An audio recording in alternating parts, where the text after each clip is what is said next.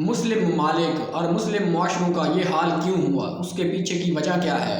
ایک کہانی ہے کہ 1917 میں برطانیہ کا ایک جنرل اسٹینلی ماودے جو تھا، وہ عراق کے پہاڑوں میں سے گزر رہا تھا۔ وہاں پر ایک عراقی چرواہا اپنے ریوڑ کو چرا رہا تھا، تو جنرل نے اپنے متراجم سے کہا کہ اس عراقی چرواہے کو بلاؤ۔ اس نے اس چرواہے کو بلایا اور جنرل نے چرواہے کو کہا کہ تم کیا اپنے کتے کو ذبح کر دو گے؟ اس کے لیے میں تمہیں 1 پاؤنڈ دوں گا۔ تو جو چرواہا تھا اس کے منہ میں سے راڑ ٹپکنے لگی، کیونکہ اس وقت 1 پاؤنڈ کے بدلے میں آدھے سے زیادہ ریوڑ آ جاتا تھا۔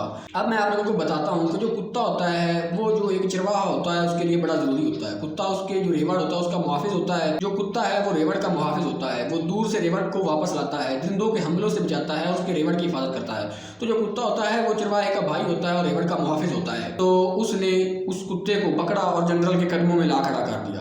جنرل نے کہا کہ اسے ذبح کر دو۔ اس نے اس کو ذبح کر دیا۔ جنرل نے اسے 1 پاؤنڈ دے دیا۔ پھر جنرل نے کہا کہ کیا تم اس کی کھال اتار دو گے؟ اس کے لیے میں تمہیں 1 پاؤنڈ اور دوں گا۔ تو وہ جو عراقی تھا اس نے خوشی خوشی اس کتے کی کھال بھی اتار دی، اور جنرل نے کہا کہ میں تجھے 1 پاؤنڈ اور دوں گا اگر تم اس کی بوٹیاں بھی بنا دو۔ تو اس نے اس کی بوٹیاں بھی بنا دی۔ تو جو جنرل تھا وہ 3 پاؤنڈ دے کر آگے چلا گیا۔ تھوڑی آگے جانے کے بعد پیچھے سے اس چرواہے نے جنرل کو آواز دی کہ کیا تم مجھے 1 پاؤنڈ اور دو گے اگر میں اس کتے کی بوٹیاں کھا جاؤں؟ تو جنرل نے نام میں سر ہلا دیا اور آگے چلا گیا۔ کچھ دیر آگے جانے کے بعد جنرل نے اپنے ساتھیوں سے مخاطب ہو کر کہا کہ مجھے بالکل ایسے ہی لوگ چاہیے اور اس قوم سے ڈرنے کی کوئی ضرورت نہیں ہے، یہ تمہارا کچھ نہیں بگاڑ سکتے۔ جو اپنے سب سے قریبی دوست اور اپنے بھائی کا جو اس کا محافظ تھا، اس کی 1 پاؤنڈ کے اندر اس کو ذبح کر سکتا ہے، 1 پاؤنڈ میں اس کی کھال اتار سکتا ہے، 1 پاؤنڈ میں اس کی بوٹیاں بنا سکتا ہے، اور اگر میں اس کو 4تھا پاؤنڈ دے دیتا تو وہ اس کا گوشت بھی کھا سکتا تھا۔ تو اس معاشرے اور اس ملک کے لوگوں سے ڈرنے کی کوئی ضرورت نہیں، اور مجھے بالکل ایسے ہی معاشرے پسند ہیں۔ اس برطانوی جنرل کی اس بات کا کیا مطلب تھا کہ اسے ایسے ہی معاشرے پسند ہے؟ اسے ایسے معاشرے اس لیے پسند تھے کہ جو لوگ غلامانہ ذہن کے ہوں انہیں وہ لوگ اچھے لگتے ہیں، جن کے اوپر وہ آسانی سے حکومت کر سکیں وہ لوگ انہیں اچھے لگتے ہیں۔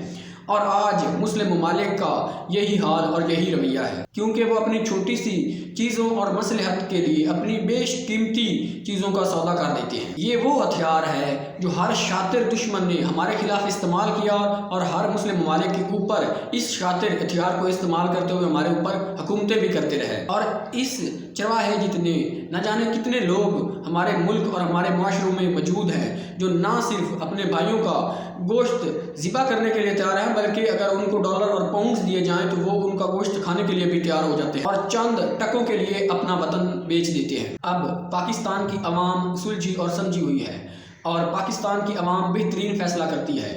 تو حالیہ حالات میں پاکستان میں وہ کون سے چرواہے ہیں جو ملک کو ٹکوں اور پاؤنڈز اور ڈالروں کے ہاتھوں بیچ رہے ہیں؟ جواب آپ لوگوں پر چھوڑتا ہوں۔ اگر آپ لوگوں کو یہ کہانی اچھی لگی ہو تو ہماری حوصلہ افزائی کے لیے ہمارے YouTube چینل کو سبسکرائب کریں۔ شکریہ۔